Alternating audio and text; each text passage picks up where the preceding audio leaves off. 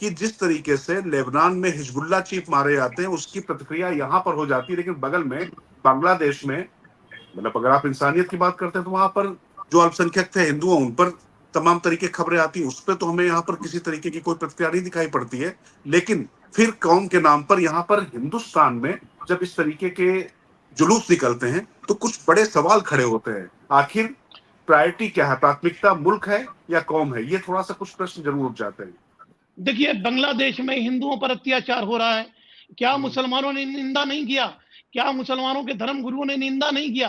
कई प्लेटफॉर्म पे हमने भी निंदा किया। हमने भारत सरकार से ये अपील किया कि बांग्लादेश के एम्बेसडर को मार करके बाहर करो, और खालिदा हसीना को यहाँ क्यों रखा गया है, ये कूटनीति रणनीति की बात है, ये सरकार को तय करना है। हमारा काम क्या है? निंदा करना है, मजम्मत करना है।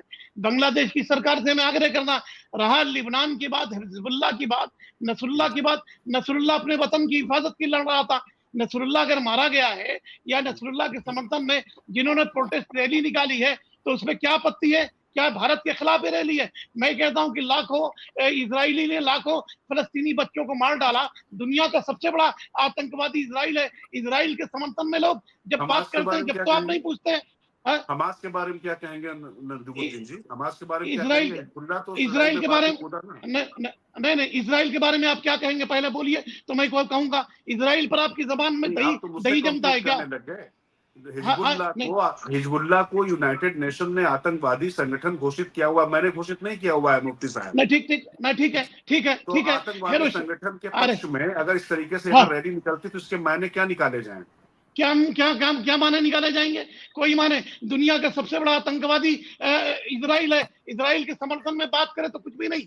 अगर हिजबुल्लाह के समर्थन में किसी ने प्रोटेस्ट रैली निकाली है तो क्या गलत किया है? क्या भारत के संविधान ने कहा है कि नसरुल्लाह यहाँ का आतंकवादी है? क्या नसरुल्लाह के खिलाफ प्रोटेस्ट करने से आतंकवादियों का सपोर्ट करना हुआ? क्या मुझे रोकना पड़ेगा, मुझे रोकना इसलिए पड़ेगा क्योंकि यूनाइटेड नेशन जिसको आतंकवादी अगर घोषित करता है तो वो आतंकवादी होता है, चाहे वो ओसामा बिन लादेन हो, चाहे हिजबुल्लाह कमांडर हो। अगर उसके पक्ष में यहाँ पर रैली निकल रही तो एक आतंकवादी के साथ उसके समर्थन में अगर आप खड़े दिखाई पड़ रहे हैं तो इसके मायने में क्या निकालूं? और दूसरी बात यही मैं आपसे पूछ रहा हूँ कि एक विधायक ये कह रहा है कि हमारी आबादी बढ़ गई है, उसके बाद हम यहाँ पर हरा देंगे भारतीय जनता पार्टी को, उसको यहाँ से समाप्त कर देंगे, तो इसके मायने क्या निकालूं? ये ग्रंथि कौन सी है, मानसिकता कौन सी? यही तो मैं समझना चाह रहा हूँ आपसे। देखिए, उन्होंने जो कहा है मैं उसकी निंदा करता हूँ। उनको इस तरह से नहीं कहनी चाहिए। रहा बात यूनाइटेड नेशन की, तालिबान भी आतंकवादी है। फिर क्यों भारत सरकार ने 200 करोड़ रुपया दिया तालिबान को? क्यों तालिबान से भी भारत सरकार बातचीत कर रही है?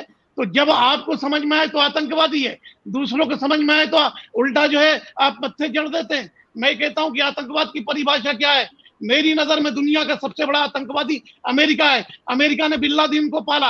अमेरिका आज बांग्लादेश के अंदर जो कुछ कर रहा है अमेरिका कर रहा है। इजराइल दुनिया को मार रहा है। हिरोशिमा नागासाकी पर बम डाल करके दुनिया को बर्बाद करने वाला अमेरिका।